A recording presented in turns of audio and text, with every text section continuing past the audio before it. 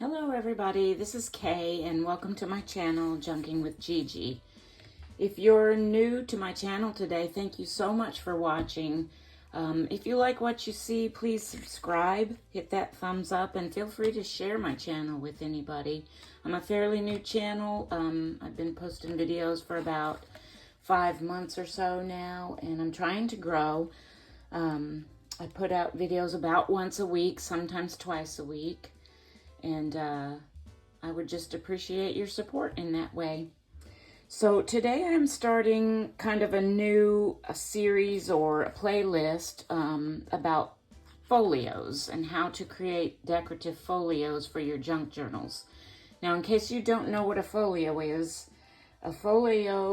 like a single double page for a signature in a book. So I have a lot of like scraps and individual books and book pages and things that I want to include in my journals, but I wanted to use them to make folios. So that's what I'm going to be doing in this video series, and my goal is to keep these videos under about 10 minutes because I know that sometimes people just want to watch a quick video with a creative idea.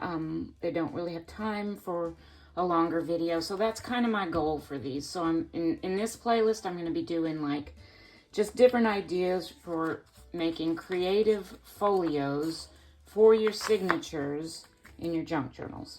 Okay, enough yakking, let's get on with it.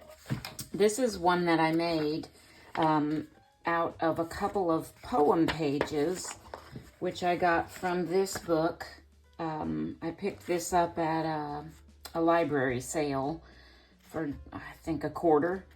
And this book is all glued in, so whenever I take the pages out, I have to just tear them out. And I have not been able to tear them out with an even edge. So my ideas for using up these book pages was to hinge them together to make a folio for a junk journal, for a signature for a junk journal. In this particular book, there's little poems, and then sometimes on the opposing page, there's a little image that goes along with the poem. So what I've been doing, like on this one, is trying to keep the poem together and the images that go with it. And so I've been taking, like, for example, on this poem, Kaleidoscope, these two stanzas were on one page, and this third stanza was on another page, along with this little image of a kaleidoscope.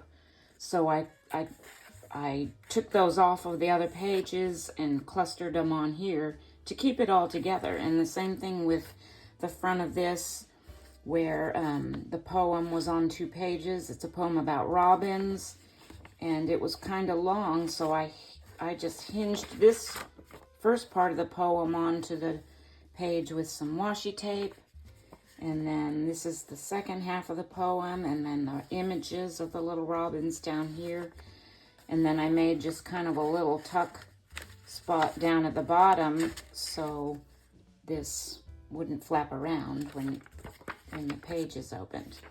So, and then I hinged those together. Here's a little poem about an anteater, which actually didn't have an image with it, so I have to add something to that page yet to make it a little more interesting.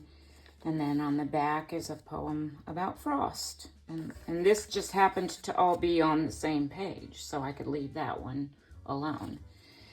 And then I just hinged them together with some scrap paper. And that's what I'm going to do today with this soap bubble poem and the image that goes with it. And then I also pulled out a poem about sea lions. And this is the image that goes with that poem. So what I'm going to do is just, and you do have to sacrifice. You know, when you have a book that's back to back, you have to sacrifice. And I chose to sacrifice the poem about dinosaurs so I could save the one about soap bubbles. So I'm just going to tear this down like that. And then I have some more scrap paper for other projects out of that rest of that book page. And then same thing for the sea lions. I'm actually sacrificing a poem about shoes on this page, but I won't throw it away. I will save this piece for other projects. Okay.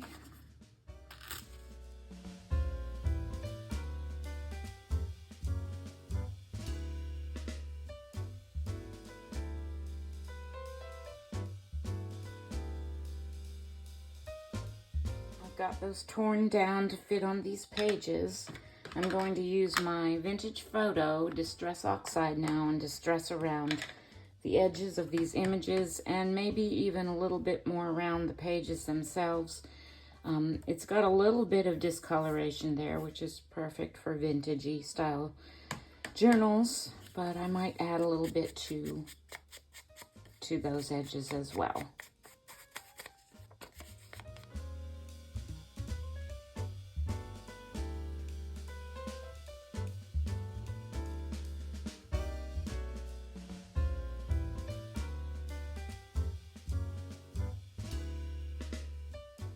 I'm going to use my Yoo-Hoo glue stick to put these images down on these pages.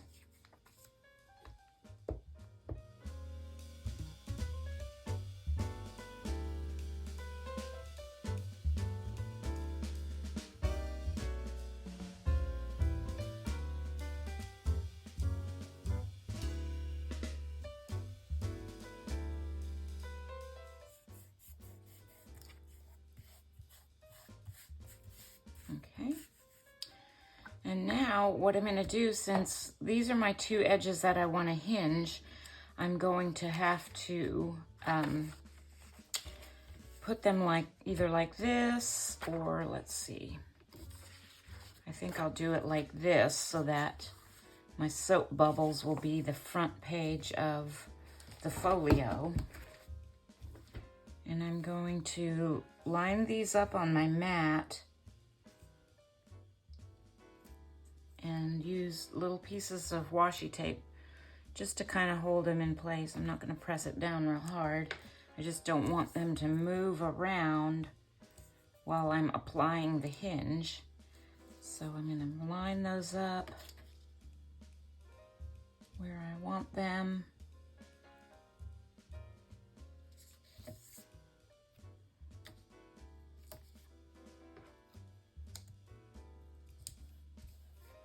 And I'm actually going to hinge these with some washi tape too. So actually, I think I want to use something a little bit wider since I have kind of a bigger gap like that.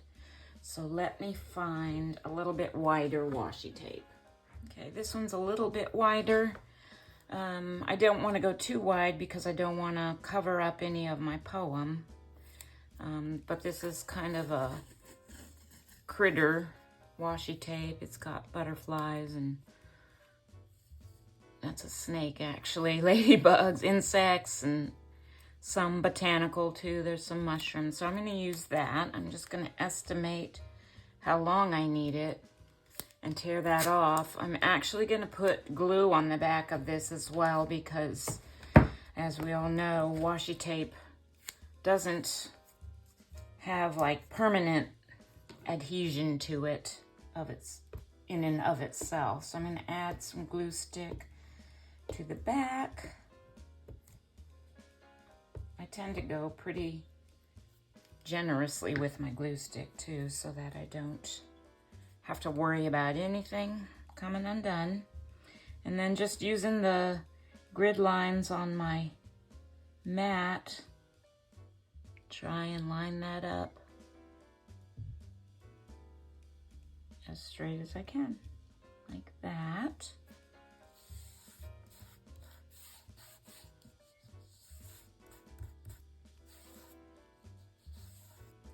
Okay. Okay, now I'm going to take up my temporary washi tapes.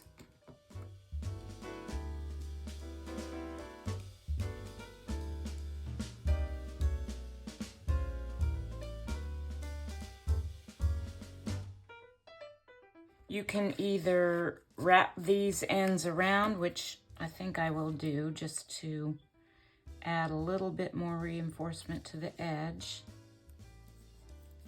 or you can cut them off. And I'm gonna get another piece of washi tape, and this piece I will overlap it, but I'll cut them off probably. So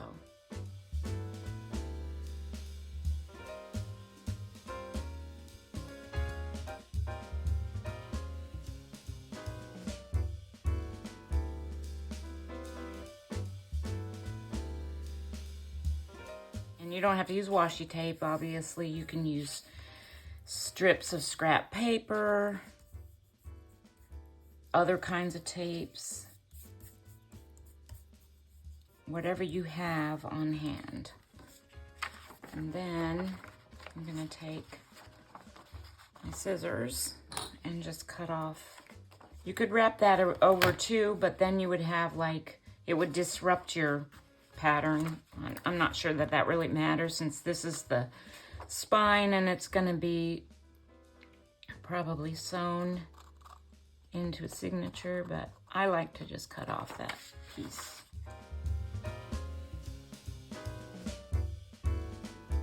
Then, so I had wanted the soap bubble to be my front page. I'm actually going to grab my, oops, throwing things over here, grab my scoreboard and kind of line that up.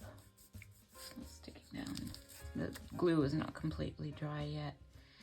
And just find the middle of that. And you can get your pages even like this too, and just fold them if you want to. You don't necessarily need a scoreboard. Actually, I don't really need the scoreboard. It's working it's folding easily enough without it. So I'm just gonna do like that. And there you have your folio. Now this page and the back page, now this has a poem on it, but it doesn't have an image with it. I think that was one of the images I had to sacrifice on the back side of one of these pages. But you can decorate those up any way you want with anything, any other words, or you can cover them up, you can collage over them. You can add something to this to make a pocket, or you can just leave it like that. But that is idea number 1 for creative folios for your journals. I'm going to be doing several more of these types of videos, so please stay tuned, and thank you so much for watching today. Have a blessed day.